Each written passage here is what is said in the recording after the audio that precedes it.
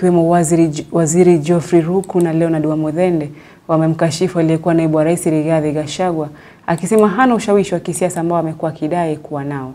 Akiongeza kuwa kufikia sasa eneo la Mlima Kenya lina jogoo na ambaye ni naibu wa rais Kithure Kindiki. Haya yamejitokeza alipokuwa anamtembelea mwanaume mmoja aliyejeruhiwa wakati wa kampeni, akidai vurugu zile alizianzisha. Veronica David na taarifa ile.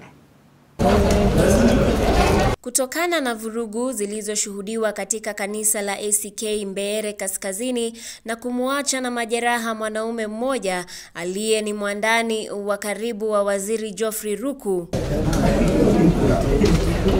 Sasa Waziri Geoffrey Ruku amemkashifu aliyekuwa naibu wa rais Rigathi Gachagua, akimhusisha na vurugu zile, kwani alikuwa anashiriki kanisani humo wakati ambao kijana yule alijeruhiwa. Na wewe Rigathi Gachagua ukue mtu ambaye ni mustaarabu, uache kutembea na majambazi ambao wanakuja kufamia na kuumiza watu ya hii mlima. Kuna mmoja ambaye ako hapa kwa hospitali ambao wewe uliumiza. Ruku akimhimiza Gachagua kuwa kiongozi aliye na ustaarabu na kuacha kujihusisha na wahuni wanaowavamia wananchi. Aidha, Ruku ametupilia mbali ushawishi wa Gachagua katika eneo la Mlima Kenya, akiongeza kuwa jogoo wa sasa wa Mlima Kenya ni naibu wa rais Kithure Kindiki. Na hiyo maneno ambao umesunguka hapo ukijipiga kifua ukisema maneno mingi ambaye haina msingi yoyote.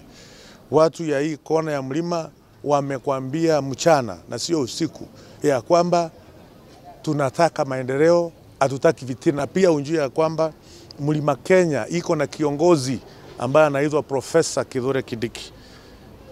Na iwezekani kuwa ati wakati wewe ati umetolewa uongozini, serikali ndio imekuwa mbaya. Wakati sisi tuko na kiti ya namba 2 katika kona hii ya mlima, Mount Kenya East, serikali inakuwa mbaya. Tumekuwa tunasupport nyinyi, tumesupport nyinyi kupitia Kibaki, kupitia Uhuru, kupitia Njomo. Lakini sisi wakati Mungu ametuangalia, sasa ndio serikali imekuwa mbaya. Akitoa maoni yake kuhusu uwezekano wa chama cha DP kuenda mahakamani kutokana na matokeo ya chaguzi ndogo katika eneo bunge la Mbeere Kaskazini, mbunge wa sasa wa Mbeere Kaskazini Leonard Wamuthende amesema kuwa yuko tayari na wakili wake na kuwa hata mahakamani ataibuka mshindi. Kwenda kotini ni haki ya Mkenya wowote, waende kotini na wajitayarishe. Nitawashinda pia kotini, na mimi nitahakikisha wakili wangu ameitisha pesa ya kutosha. Manake saa hii kila Mkenya ako katika hali ya kujenga taifa. Badala ya waniache mimi nihudumie watu wa Mbeere North, wanataka kwenda kotini, wakili wangu wako tayari. Haya yanajia baada ya mgombea wa kiti cha ubunge wa Mbeere Kaskazini kutoka chama cha UDA Leonard Wamuthende kuibuka mshindi katika chaguzi ndogo. Veronica David, Undugu TV.